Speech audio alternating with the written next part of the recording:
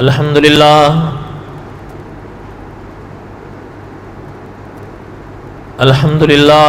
نحمده ونستعینه ونستغفره ونؤمن به ونتوکل علیہ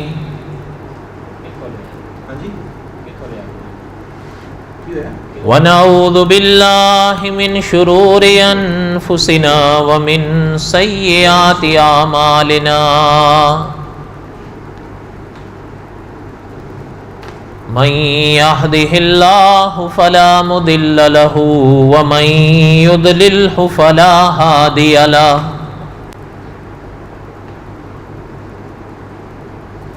ونشهد أن لا إله إلا الله وحده لا شريك له ونشهد أن سيدنا وسندنا ومولانا محمدا عبده ورسوله أما بعد أعوذ بالله من الشيطان الرجيم بسم الله الرحمن الرحيم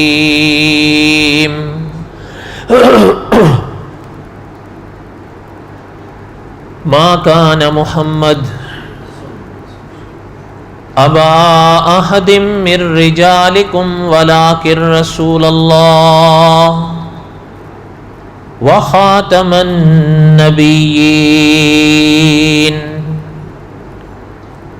وكان الله بكل شيء عليما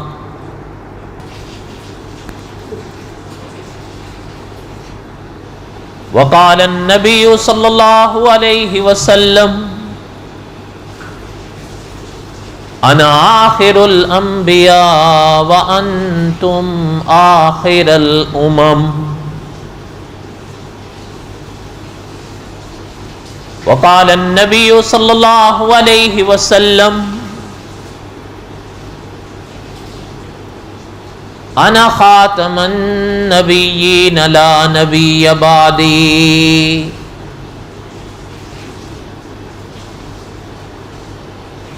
صدق اللہ العظیم وصدق رسولہ النبی الکریم ونحن على ذلك لمن الشاہدین والشاکرین والحمد للہ رب العالمین اللہم صلی علی محمد وعلی آل محمد کما صلیت علی ابراہیم وعلی آل ابراہیم انک حمید مجید اللہم بارک علی محمد وعلی آل محمد کما بارکت علی ابراہیم وعلی آل ابراہیم انک حمید مجید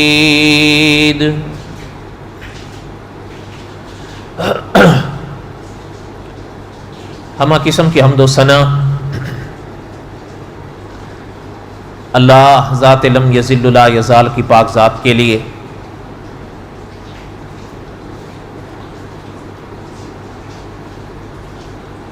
صدق دل سے لا تعداد مرتبہ درود و سلام امام الانبیاء حضرت محمد رسول اللہ صلی اللہ علیہ وسلم کی پاک ذات کے لیے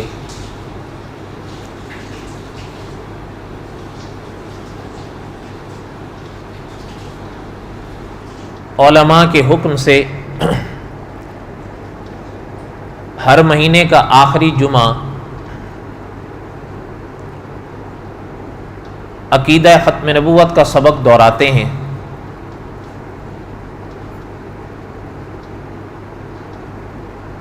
اور گزشتہ ماہ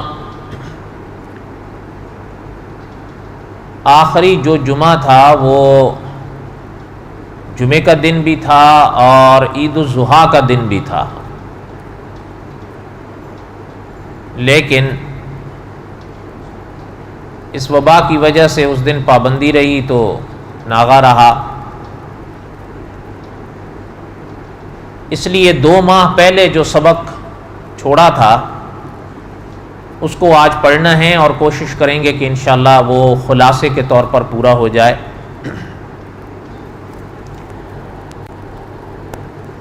میں تھوڑا سا اس کا ابتدائیہ دہرا دوں گا تاکہ بات ذہن کے قریب ہو جائے، چونکہ 2 مہینے گزر گئے ہیں۔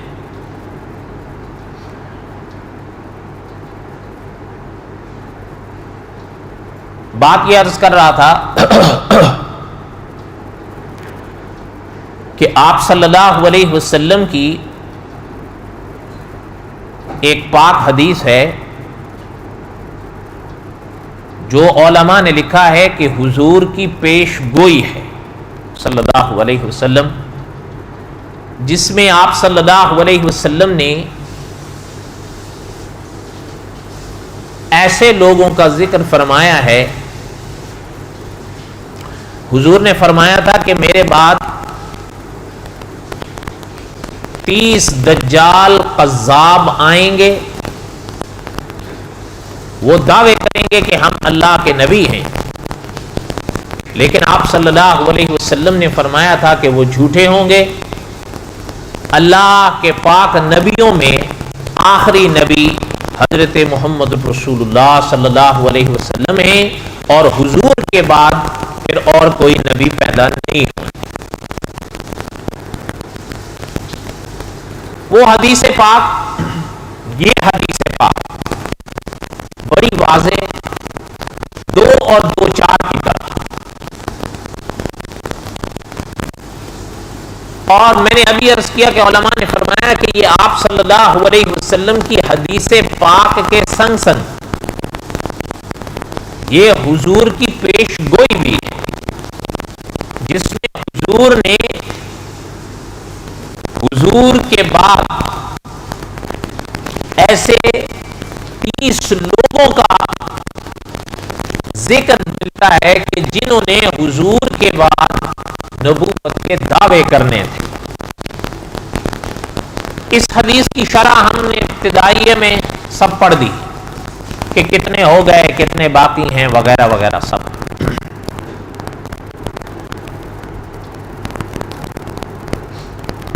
مولانا ابو القاسم رفیق دلاوری رحمۃ اللہ علیہ نے اپنی کتاب ائمہ تلبیس کے سرورق پر یہ حدیث لکھی، اور پھر اپنے زمانے تک اس طرح کے لوگ جن کا ذکر اس پیش گوئی میں فرمایا گیا، ان کی تاریخ کو حضرت نے بڑی تفصیل کے ساتھ، بڑی محنت کے ساتھ امت کے آگے لکھ کر پیش فرمایا کہ کیسے کیسے لوگ آئے، کیسے کیسے کرتب دکھائے، اور پھر کیسے کیسے لوگ ان کے دام میں آئے، اور اس زمانے کے مسلمانوں نے ان فتنوں سے کس طرح بچنے کی کوشش کی اور وہ محفوظ رہے۔ بڑی جاندار، بڑی شاندار کتاب ہے وہ ائمہ تلبیس۔ اور پھر حضرت نے اپنی ہی زندگی میں ہی، وہ چونکہ بہت ضخیم کتاب ہے، کم و بیش 900 صفحات میں پھیلی ہوئی ہے، حضرت نے پھر اپنی زندگی میں ہی اس کی تلخیص بھی کی، اور اس کا نام رکھا ایمان کے ڈاکو۔ بہرحال بڑی سبق آموز کتاب ہے۔ اسی کتاب کی روشنی میں ہم یہ عقیدہ ختم نبوت کے یہ اسباب پڑھ رہے ہیں خلاصے کے طور پر۔ ظاہر ہے اب سارے تفصیلات تو نہیں پڑھی جا سکتی۔ اصل ایک اور مقصد تک پہنچنا ہے جس کے لیے یہ سفر طے کر رہے ہیں ہم، اگر اللہ کو منظور ہوا تو انشاءاللہ۔ 2 ماہ پہلے اس کتاب کا جہاں سبق چھوڑا تھا وہ آگے پڑھیں۔ اس وقت میں نے عرض کیا تھا کہ اس کتاب میں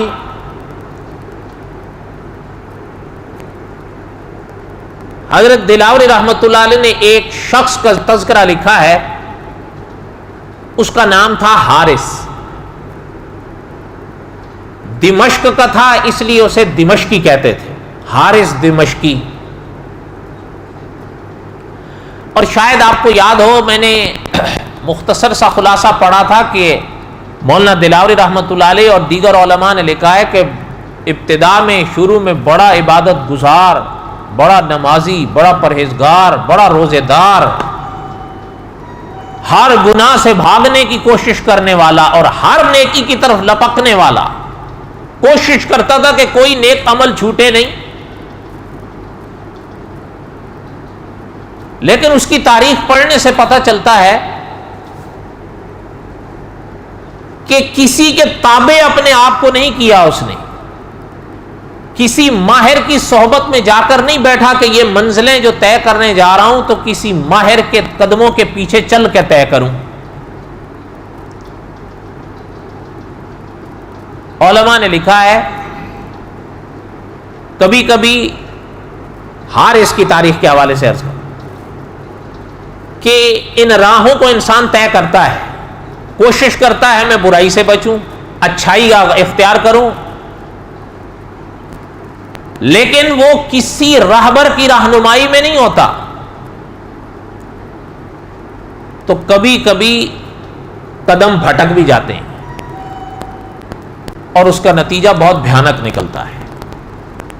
اکابر نے بڑی بڑی مثالیں لکھی ہیں، اور مولانا دلاوری رحمۃ اللہ علیہ نے تو حارث دمشقی کے واقعات شروع کرنے سے پہلے کئی واقعات کو بطور تمہید کے لکھا کہ شیاطین نے ایسے کس طرح کے لوگوں پر حملے کیے، اور کچھ خوش نصیب ایسے تھے کہ اللہ کی عنایت سے وہ بچ گئے، کیونکہ وہ کسی نہ کسی ماہر کی صحبت اور ان کے قدموں کے پیچھے تھے۔ لیکن حارث دمشقی جیسے لوگ ان کے شکار ہو، اور شکار ہونے کا جو خلاصہ ہے وہ آپ ایک لفظ میں بھی ادا کر سکتے ہیں کہ تھے میری طرح ناقص، سمجھ بیٹھے تھے اپنے آپ کو کامل۔ بس یہ ان کی گمراہی کی پہلی سیڑھی تھی۔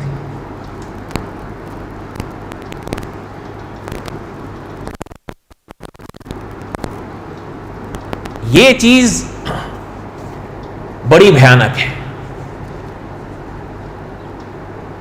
خیر اس کا ابتدائیہ کچھ نہ کچھ تو ہم نے پڑھ لیا تھا۔ اس کو جب رنگ روپ نظر آنے لگے، مولانا دلاوری رحمۃ اللہ علیہ لکھتے ہیں کہ اس کا والد ہوتا تھا، وہ زندہ تھا تب اس کا والد، اس نے خط لکھا اپنے والد کو اور کہا کہ میرے ساتھ تو یہ سب گزر رہی ہے، جو گزر رہی ہے وہ اشارہ، وہ جو واقعات تھے وہ اس گزشتہ درس میں ہم نے پڑھ لیا، آپ سن سکتے ہیں، اب وہ دہراؤں گا تو پھر یہ وقت درس ادھورا رہ جائے گا۔ انہوں نے کہا میرے ساتھ تو یہ سب گزر رہی ہے، اور میرے پاس تو ایسے ایسے پیغامات آ رہے ہیں، میں کیا کروں؟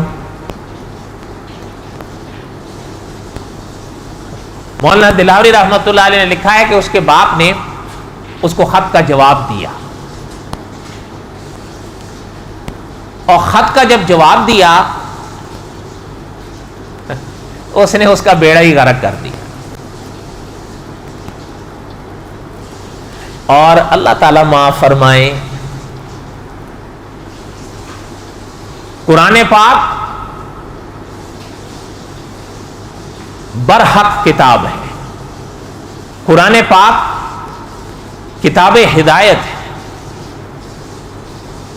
لیکن قرآن پاک بغیر ماہر اساتذہ کے پڑھ کے سمجھ جائے انسان، یہ عادتاً ممکن نہیں ہے۔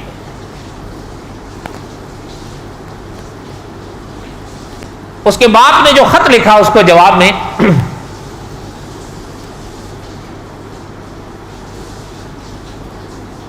اس کے جواب کا خلاصہ یہ تھا کہ بیٹا آپ کو جو پیغامات اور جو آوازیں آ رہی ہیں ان کو قبول کرو، وہ انکار نہیں کرو، کیوں نہیں کریں اور وہ کیوں قبول کرے اور ان باتوں کو کیوں ٹھکرائے؟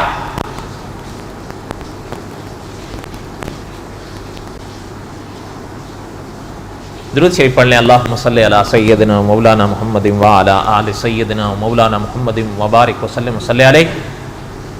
اس نگاہوں کو قبول کرو جو تمہیں کہہ رہے ہیں، اور خود جو اس نے نصیحت اپنے بیٹے کو لکھی، ساتھ میں قرآن پاک کی آیت بھی لکھ دی کہ دیکھو قرآن کہہ رہا ہے، قرآن کی روشنی میں میں تمہیں یہ مسئلہ بتا اور سمجھا رہا ہوں کہ ان باتوں کو، ان آوازوں کو، ان نداؤں کو قبول کرو، ٹھکراؤ نہیں۔ هل انبئکم علی من تنزل الشیاطین تنزل علی کل افاک اثیم۔ دیکھو تمہیں میں بتاؤں کہ شیطان کن پر اترتے ہیں؟ شیطان تیرے جیسے نیک آدمی کے پیچھے تھوڑے پڑتے ہیں، اس پہ تھوڑے اترتے ہیں۔ شیطان تو مہا پاپی جھوٹوں پہ اترتے ہیں۔ تو نماز پڑھتا ہے، روزہ رکھتا ہے، نفل پڑھتا ہے، تسبیحات کرتا ہے، تھوڑا کھاتا ہے، تھوڑا سوتا ہے، تیرے پاس کیسے آ سکتے ہیں؟ جو تجھے کہہ رہے ہیں کہ تو اب پہنچ گیا ہے تو مطلب یہ کہ تو پہنچ گیا ہے۔ باپ نے بیڑا ہی غرق کر، یعنی آپ غور فرمائیں اس مسئلے پر کہ آج جو لوگ کہتے ہیں کہ جی فلاں تو جو بات کرا اس پر قرآن کی آیت پیش کر رہا ہے، حارث کا باپ کیا تورات پیش کر رہا تھا؟ وہ بھی قرآن کی آیت ہی پیش کر رہا ہے اور کہہ رہا ہے قرآن کی روشنی میں تجھے نصیحت کر رہا ہوں کہ تو ان باتوں کو قبول کر لے، تو پہنچ گیا ہے، اب تجھے نبوت کے درجے مل رہے ہیں۔ نعوذ باللہ۔ هل انبئکم علی من تنزل الشیاطین، کیا ہم تمہیں خبر دیں کہ شیاطین کن پر اترتے ہیں؟ تنزل علی کل افاک نثیم، شیطان ہر مہا جھوٹے پاپی پر اترتے ہیں۔ یہ لفظی ترجمہ ہے، اور وہ یہی سمجھا رہا تھا اس کا باپ کہ تو بڑا نیک ہے، پارسا ہے، تیرے تو بڑے اچھے لچھن ہیں، شیطان تیرے پیچھے کیسے پڑ سکتا ہے؟ وہ شیطان نہیں، وہ فرشتے ہیں۔ کوئی بات آپ کو بھی سمجھ میں آ رہی ہے؟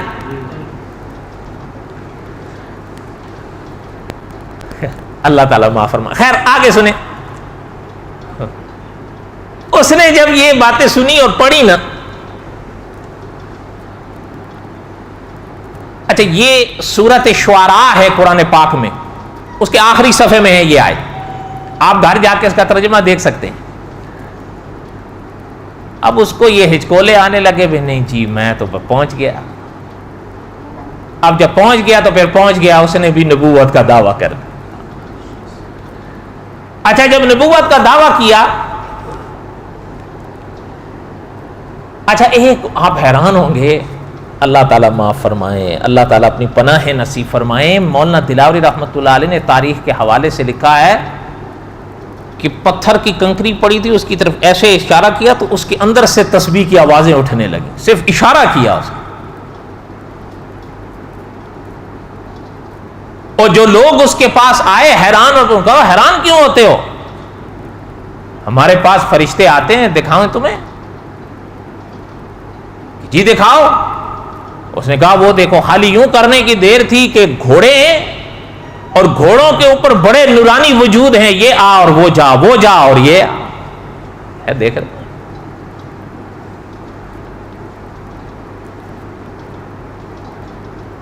وہی ڈھیر ہو گئے وہ تو۔ مولانا دلاوری رحمۃ اللہ علیہ نے لکھا ہے ہزاروں، ایک دو نہیں ہزاروں اس کے پیچھے ہو گئے۔ عوام کل انعام کا کیا ہے؟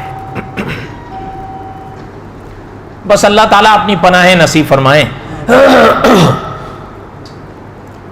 ہر انسان صحیح اور غلط کی تمیز نہیں کر پاتا۔ یہ فتنوں کی صورت میں سامنے آتے ہیں۔ یاد رکھیں اکابر فرمایا کرتے تھے کہ لباس خضر میں پھرتے ہیں ہزاروں راہزن. ہر چمکتی ہوئی شے سونا نہیں ہوا کرتی. کبھی کوئی شخص سامنے داڑھی رکھ کر چہرے پہ ٹوپی اور ٹوپی کے اوپر پگڑی باندھ کر بیٹھا ہوتا ہے, صحابہ کے خلاف بول رہا ہوتا ہے, تاریخ کے کتابوں کے حوالے دے رہا ہوتا ہے. ہمارے لوگ کہتے ہیں جی ہے تو آخر لکھا ہوا تو ہے نا جی. حالانکہ بڑی موٹی سی بات ہے بھائی, وہ کتابیں تم نے تو نہیں دیکھی, لیکن اس کا صحابہ کے خلاف بولنا اور ان عبارتوں سے صحابہ کے خلاف کا نتیجہ حاصل کرنا, وہ تو آپ اور میں سن رہے ہیں. تو جب ہم سن رہے ہیں کہ وہ صحابہ کے خلاف بول رہا ہے تو اس کے بعد بھی سننے کی ضرورت رہ گئی ہے. حالانکہ اللہ کے رسول صلی اللہ علیہ وسلم نے کیا ارشاد فرمایا تھا؟ حضور نے فرمایا کہ ما انا علیہ و اصحابی, سچی راہوں کے نشان ہی اب حضور اور صحابہ کے نقش پا ہیں. حضور نے فرمایا وہ راہ جن پر میں اور میرے صحابہ. تو جو شخص صحابہ کے خلاف بول رہا ہے پھر اس کے باطل ہونے میں کوئی شبہ رہ جاتا ہے؟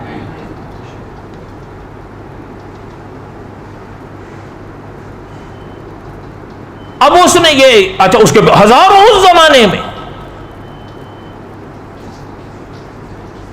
اچھا اب ہوا کیا, بات پھیلنے لگی. دمشق میں ایک صاحب رہتے تھے, ان کو جب یہ اس طرح کی کچھ باتیں پہنچی تو وہ اس کے پاس آیا. وہ آئے اور اس کو کہنے لگے کہ بھائی تمہارا دعویٰ کیا ہے؟ اچھا دیکھیں اس زمانے کے مسلمانوں کے الفاظ کتنے محتاط تاریخ میں ملتے ہیں. ان صاحب نے, آنے والے نے یہ نہیں پوچھا کہ تو نبی ہے. حضرت محمد الرسول اللہ صلی اللہ علیہ وسلم کے بعد کسی کا نبی بننا چھ مانا. حضور جب پیدا ہو گئے تو اب حضور کے بعد تو کوئی نبی پیدا نہیں ہوں گے. اب کسی سے یہ پوچھنا کہ تو نبی ہے, بھلے سوالیہ طور پر ہو. ان صاحب نے آ کر پوچھا کہ بھائی تمہارا دعویٰ کیا ہے؟ اس نے کہا نبوت کا. کرشمے دیکھنا چاہتے ہو؟ انہوں نے کہا نہیں رہنے دو, تمہارے کرشمے میں نہیں دیکھنا چاہتا. وہ صاحب نے خلافت سے رابطہ کیا. حضرت دلاوری رحمۃ اللہ علیہ لکھتے ہیں کہ وہ زمانہ ابن مروان کا تھا, وہ خلیفہ تھے. ان صاحب نے ان سے رابطہ کیا اور ان کو اطلاع دی. خلیفے نے فوراً پولیس کو حکم دیا کہ جا کے گرفتار کرو اسے اور لے کر یہاں آؤ.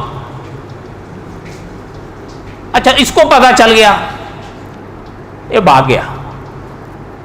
حارث کی بات کروں, یہ بھاگ گیا. یہ بھاگا بھاگا اور بیت المقدس کی وادی میں آ گیا.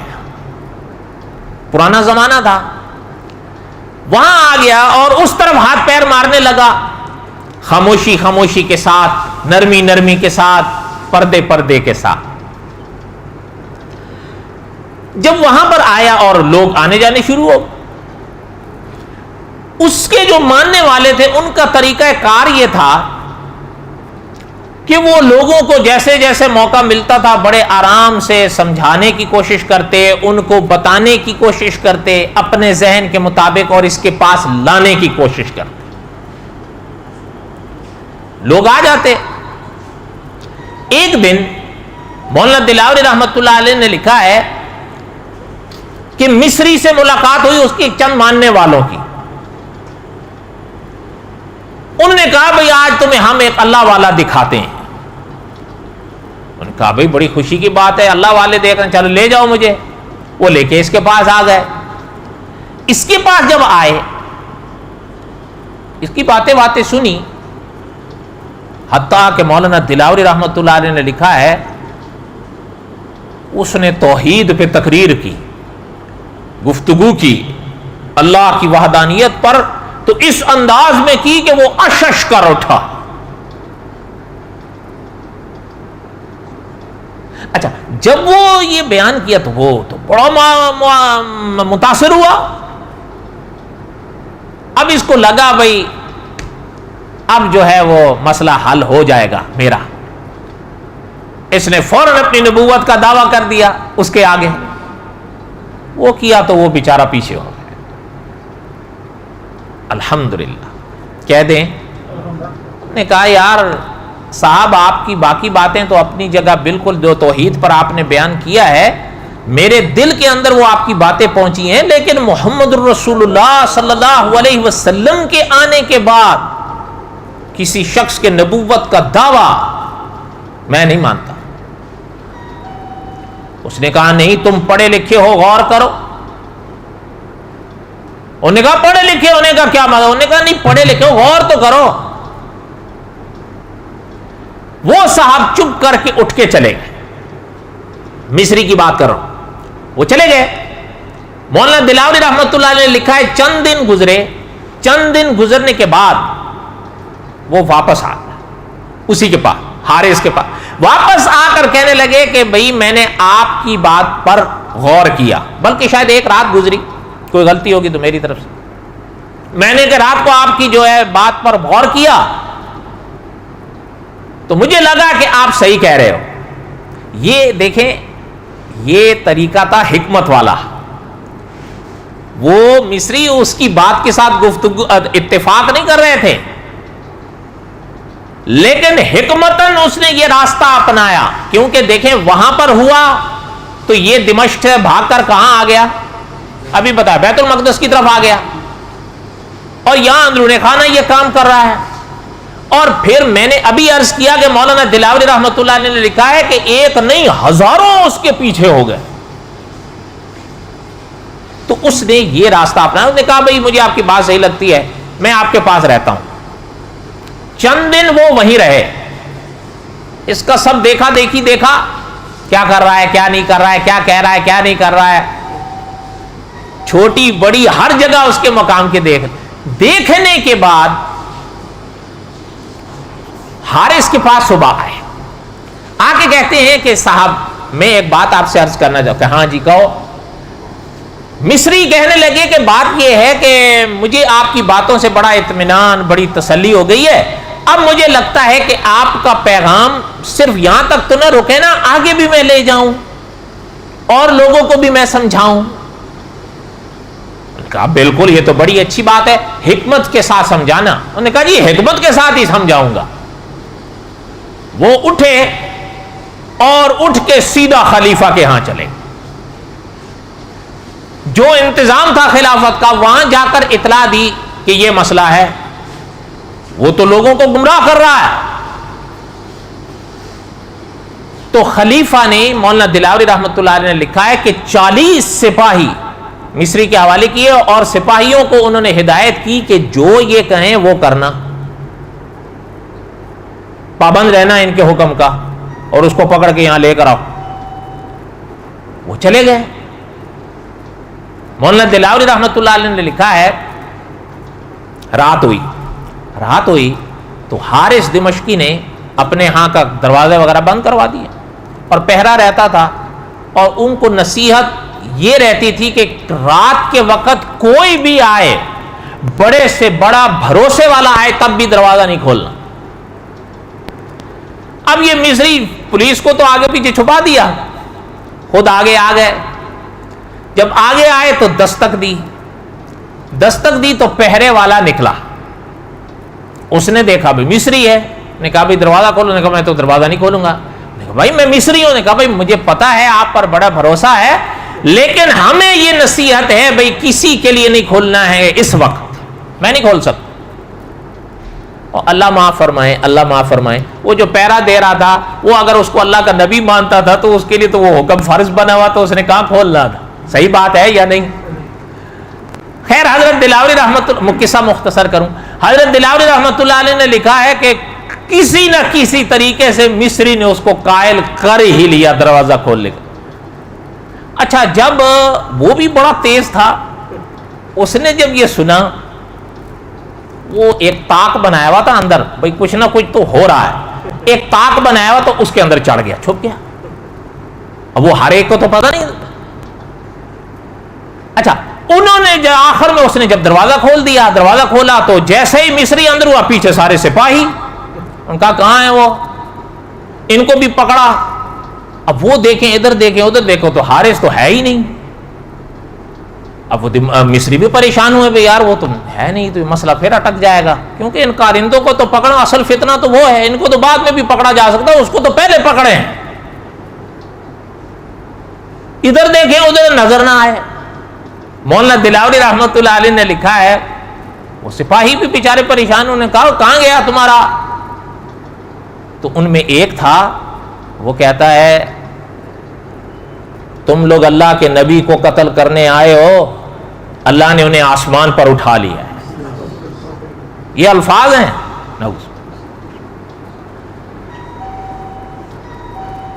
اچھا اب وہ مصری کو خیال آیا، مولانا دلاوری رحمۃ اللہ علیہ نے لکھا اس سے تو کوئی بات چھپی ہوئی تھی نہیں، اچانک اس کو خیال آ گیا کہ ادھر ایک طاق بنا ہوا ہے، اس میں اس نے جیسے ہی ہاتھ ڈالا تو حارث کا کپڑا اس کے ہاتھ میں آ گیا، جو کھینچا تو وہ سیدھا نیچے آ گیا۔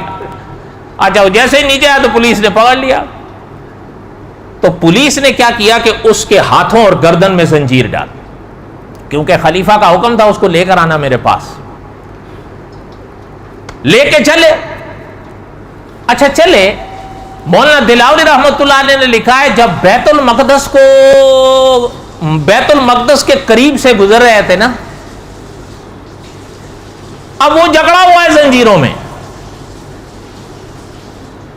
اچھا قرآن پاک میں آیت پڑھنے لگا اور زنجیروں میں بھی جکڑا ہوا، قرآن کی آیت بھی پڑھ رہا ہے، قُلْ إِن دَلَلْتُ فَإِنَّمَا أَدِلُّ عَلَى نَفْسِي وَإِنِ اهْتَدَيْتُ فَبِمَا يُوحِي إِلَيَّ رَبِّي إِنَّهُ سَمِيعٌ قَرِيبٌ۔ بس یہ آیت پڑھنے کی دیر تھی کہ اس کی زنجیریں ٹوٹ کے قدموں میں آ گئی۔ ہند والے کہتے ہیں نا کہ ہمیشہ چمتکار کو ہی نمسکار کیا جاتا ہے، وہ ہزاروں گر گئے۔ اور یہ بھی چلتے چلتے سنتے جائیں کہ آپ کے اور ہماری یہ ابھی کتنی صدی ہے؟ 15ویں ہے نا؟ اور بولو تو صحیح، کچھ میری باتیں آپ لوگوں کو سمجھ میں آ رہی ہیں یا اوپر سے گزر رہی ہیں؟ سچ سچ بتاؤ اور بولو تو صحیح۔ تو پھر اتنے شش و پنج میں کیوں بیٹھے ہوتے ہو بھائی؟ کوئی چیز پوچھ لیں تو اس کا جواب دینے میں کیا حرج ہے؟ کوئی عورتیں تو نہیں ہو آپ لوگ، مرد ہو نا، تو جواب دینے میں کیا حرج ہے؟ ابھی کتنی صدی ہے اسلامی؟ 15ویں۔ حارث دمشقی کا جو فتنہ تھا یہ سن 69 ہجری کا واقعہ ہے۔ کون سی سن کا؟ 69 ہجری کا، یعنی آپ صلی اللہ علیہ وسلم کو اس دنیا سے پردہ فرمائے ابھی تقریباً صرف 60 سال ہوئے تھے، اور کتنے اس کے پیچھے ہو گئے؟ ہزاروں۔ ابھی صحابہ زندہ ہیں، وہ دور صحابہ کا دور تھا۔ وہ مولانا اسیر ادروی صاحب دامت برکاتہم نے لکھا ہے اپنی کتاب فن اسماء الرجال میں کہ سن 110 ہجری میں آخری صحابی نے یہ دنیا چھوڑی، اور یہ سن 69 ہجری کا واقعہ ہے، تو صحابہ تو ابھی تھے نا، یعنی ان کے بعد بھی صحابہ کئی سالوں تک حیات رہے۔ اچھا میرے کہنے کا مقصد یہ مثال دینے سے صرف یہ ہے، اگر اس زمانے میں ایسے فتنے نکل سکتے ہیں اور ان کو ماننے والے آ سکتے ہیں تو ابھی کوئی نہیں آئیں گے۔ پتہ چلتا ہے اسی جملے کی طرف لوٹیے جو ہم نے ابتدائیے میں پڑھا تھا کہ علماء نے لکھا ہے جب بھی کوئی فتنہ مذہب کے نام پر اٹھے اسے ماننے والے ضرور ہوتے ہیں۔ اس نے قرآن کی آیت پڑھی، زنجیریں بندی ہوئی کسی بھی ٹوٹ کے قدموں میں آ گئے، سپاہیوں نے اٹھا کے پھر لگا دی، پھر آگے چڑھا۔ اچھا آگے جو چلا اس نے پھر یہی آیت پڑھی، مکرر یہی آیت پڑھی، پھر زنجیریں ٹوٹ کے قدموں میں آ گئی۔ قرآن پاک میں سورت ہے سورت سبا، سورت سبا کے یہ آخری ورق پر ہے یہ آیت۔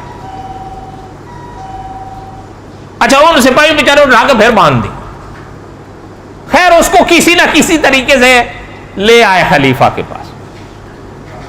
خلیفۃ المسلمین نے اس کو دیکھا تو اس زمانے کے خلیفہ تھے نا، اس زمانے کے وہ بادشاہ تھے، تو سوال کے الفاظ کتنے نپے تولے تھے کہ تمہارا دعویٰ کیا ہے، کیا تم واقعی مدعی نبوت ہو؟ دیکھیں یہ نہیں پوچھا کیا تو نبی ہے.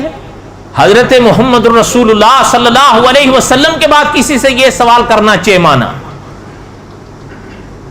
صرف اس سے پوچھا التزام کے لیے کہ کیا تیرا یہ دعویٰ ہے، کیونکہ ایک الزام ہوتا ہے اور ایک التزام ہوتا ہے. الزام سے کبھی کچھ بھی نہیں ہوتا، التزام سے بات پوری ہو جاتی. خلیفہ نے پوچھا کہ کیا تو نے یہ کہا، تمہارا دعویٰ ہے؟ کہتا ہے. کیا کہتا ہے؟ اب تو اقرار ہی ہو گیا، اب تو بات ہی ختم ہو گئی. اس لیے کہ ابھی پہلے الزام تھا تو اب تو التزام ہو گیا، اب تو خود اس نے اقرار کر لیا. اسے کہتے ہیں اقبال جرم. اقبال جرم کے بعد پھر گواہوں کی ضرورت رہ جاتی ہے؟ بولو. اچھا اس نے جب یہ اپنا اقرار کیا نا، خلیفۃ المسلمین نے حکم دیا اس کو نشانہ بناؤ، یہیں پہ تیر مارو. ابن مروان یہ اس زمانے کے خلیفہ تھے مسلمانوں کے. پتہ چلتا ہے جو نبوت کے دعوے کریں تو ان کی سزا کیا ہے. اسلامی تاریخ بڑی پڑھی ہے، اسلامی تاریخ. بہرحال قصہ مختصر کریں. انہوں نے کہا بھائی اس کو نشانہ. اچھا جیسے ہی تیر مارا، تیر لگ گیا، وہ وہیں کا وہیں کھڑا، بلکہ تیر ہی گر گیا، اس کو کچھ بھی نہیں ہوا.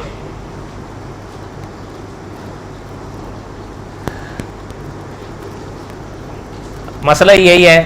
ایک بات پہلے سن لیں، بات کو ذہن کے قریب کرنے کے لیے. ایک لفظ ہوتا ہے معجزہ، ایک لفظ ہوتا ہے کرامت، اور ایک لفظ ہوتا ہے استدراج. جو خدا کے نبیوں پر ہاتھوں پر انوکھی بات ظاہر ہو اس کو کیا کہتے ہیں؟ معجزہ. جو خدا کے ولیوں کے ہاتھوں پر ظاہر ہو اس کو کیا کہتے ہیں؟ کرامت. اور یاد رکھیے گا اہل سنت و جماعت کی جو عقیدوں کی کتابیں ہیں ان پر دونوں پہ عقیدہ رکھنا ہے، معجزات پر بھی. اور ہاں یہ علماء دیوبند کا، علماء اہل سنت و جماعت کا عقیدہ ہے. علماء دیوبند اور علماء اہل سنت و جماعت کے جو عقیدوں کی کتابیں لکھی ہوئی ہیں وہ آج سے نہیں صدیوں سے ہیں، اور دونوں میں معجزات کے ساتھ ہی کرامات کا ذکر ہے کہ مسلمان نے دونوں پر عقیدہ رکھنا ہے، کرامت پر بھی اور بولو تو صحیح. اچھا تیسری چیز ہے استدراج. یہ کیا ہے؟ یہ بھی اس کرتب کو کہتے ہیں جو ہمیں اور آپ کو انوکھا لگتا ہے، لیکن سامنے والا شخص نہ نبی ہو، نہ نبی کا تابع دار ہو، بلکہ باغی اور منافق قسم کا آدمی ہو، پاپی قسم کا آدمی ہو، لیکن ہاتھوں پر کوئی عجیب و غریب کرتب نظر آئے. علماء نے لکھا ہے یاد رکھنا نہ وہ معجزہ ہوگا نہ وہ کرامت ہوگی، وہ استدراج ہوگا. وہ کیا ہوگا؟ اس کی ایک موٹی سی مثال ذہن میں رکھیں. دجال آؤ یا نہ آؤ؟ اب بولو تو صحیح، آؤ نا. اچھا وہ جب آئے گا مردے زندہ کرے گا یا نہیں کرے گا؟ آپ کو بھی کرے گا. کیوں؟ آپ کو کیوں نہیں کرے گا؟ مردے زندہ کروں یا نہیں؟ اچھا وہ جب انگلی کا اشارہ کرے گا تو بادل اس کے اشاروں پہ چلیں گے یا نہیں؟ اچھا سوکھی بالکل مریل بکری سے کہے گا دودھ دے، دودھ کی دھاریں بہ نکلیں گی. معجزہ ہوگا؟ میں سوال کر رہا ہوں، معجزہ ہوگا؟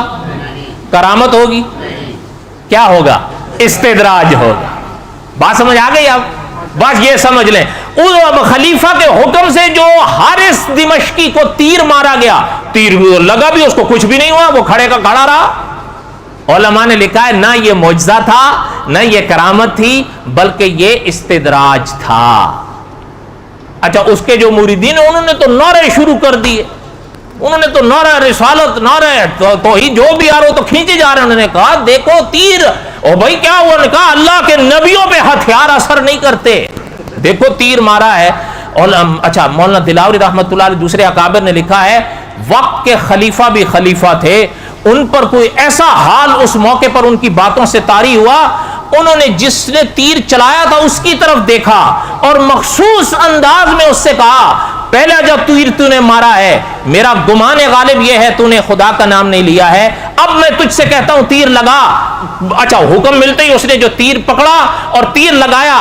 خلیفۃ المسلمین نے فرمایا تیر مارنے سے پہلے اتنا کہ بسم اللہ الرحمن الرحیم، میم جیسے پوری ہو تیر چلا، پھر میں دیکھتا ہوں یہ کیسے بچتا ہے. حضرت دلاوری رحمۃ اللہ علیہ نے لکھا ہے کہ تیر کمان والے نے بسم اللہ الرحمن الرحیم جو پڑھ کے تیر مارا، تیر آر سے پار ہو گیا، وہیں ڈھیر ہو گیا، ختم ہو گیا. فتنہ تھا نا. خلیفۃ المسلم، یہ فیصلے ہوتے تھے مسلمان بادشاہوں کے. اور اب دور میرا اور آپ کا آیا ہے، تو اب پڑھا کرو انا للہ و انا. اب بس ایسا صحیح دور ہے، اور اب زیادہ ان کے لیے بد دعا ہی کیا کرو. مفتی تقی عثمانی صاحب نے لکھا ہے اب ان لوگوں کے لیے دعا ہی کیا کرو، اپنے لیے بھی. اور اب وہ گئے، وہ لوگ اور تھے، وہ خلافت کو بھی جانتے تھے، علم بھی جانتے تھے، تقوی بھی تھے، طہارتیں بھی تھیں، کیا کیا لوگ تھے وہ. اب وہ کیسے آئیں؟ اچھا لیکن مسئلہ یہ ہے نا، جیسے مکی صاحب نے فرمایا جیسی روح تو پھر ویسے. اور بولو تو صحیح، اب ڈھیلے بولتے ہو. جیسے ہمیں تو حکمران، بلکہ مولانا تقی عثمانی صاحب کے والد محترم نے لکھا تھا کہ آپ کے اور ہمارے ہی اعمال ہمارے حکمران ہوتے ہیں. یہ تو سچ ہے. ہم دوسروں کے لیے تو کہتے ہیں وہ اپنی بل بھی تو دیکھیں ہم کیا کر رہے ہیں. ہر آدمی کہتا ہے کہ بھائی دغا بازی اور دھوکے بازی نہیں ہونی چاہیے، لیکن جب مجھے دغا بازی اور دھوکے بازی کا موقع ملے تو میں کیا کرتا ہوں؟ بچتا ہوں. بولو تو صحیح. ہر آدمی کہتا ہے حلال لقمہ کھانا چاہیے. جی بالکل، میں بھی کہتا ہوں حلال کھانا چاہیے. جب موقع آتا ہے میں حلال کھاتا ہوں. پھر بس جی ہم کمزور ہیں نا جی. اچھا تو خلافت راشدہ صرف دوسروں کے لیے رکھی ہوئی ہے. دور ہے، بس لوگ ہیں انا للہ و انا الیہ راجعون، اور کیا کریں، بس وقت کا ضیاع ہے، کر رہے ہیں بس. جو بات عرض کر رہا تھا، اچھا یہ بھی چلتے چلتے سن جائیں. حارث دمشقی تو وہیں ڈھیر ہو گیا، اس کے دم ٹوٹتے ہی یہ فتنہ ختم ہو گیا. یہ اس زمانے کی مسلمان حکومت اور دیکھیں دونوں پہلو ہیں. مسلمان عوام نے بھی کتنی محنت کی اور مسلمان خلیفہ نے بھی کتنی محنت. صحیح بات ہے یا غلط بات ہے؟ اچھا اس کے ساتھ ایک چیز سنتے جائیں تاکہ آخری کڑی پوری ہو جائے. جہاں یہ باب ختم ہوتا ہے دمشقی کا، مولانا دلاوری رحمۃ اللہ علیہ نے علامہ ابن تیمیہ رحمۃ اللہ علیہ کا فرمان لکھا ہے جو شیخ الاسلام کہلائے. علامہ ابن تیمیہ رحمۃ اللہ علیہ نے لکھا تھا کہ حارث نے وہ جو لوگوں کو فرشتے دکھائے تھے، حضرت دلاوری رحمۃ اللہ علیہ نے علامہ ابن تیمیہ رحمۃ اللہ علیہ کا فرمان لکھا ہے کہ اس کی زنجیریں توڑ کے قدموں میں پھینکنے والا جنات میں سے تھا. یاد رکھیں یہ ان کے کارنامے. آپ کو تو خیر میرے حال میں یاد ہوگا، آپ بھی اس زمانے کے کئی تو ہوں گے ہی ہوں گے، باقی یہ جو نئے نئے ہیں پپو یہ نہیں ہوں گے اس زمانے میں. آپ کو یاد ہے ایک زمانے میں یہاں ایک مسئلہ چھڑا تھا، مورتیاں دودھ پیتی ہیں. یاد ہے؟ آپ میں سے کئیوں کو یاد ہوگا. یہ جو ویلکم اور پارکن شاپ کی دکانیں تھی، دودھ نہیں ملنا تھا. ارے باپ رے، ہر مورتی دودھ پی جا رہی ہے. وہ ایک سے پوچھا یہ کیا ہو گیا؟ انہوں نے کہا بھگوان جاگ پڑا ہے ہمارا. یہ یہاں ٹی وی پی وغیرہ پر آیا تھا.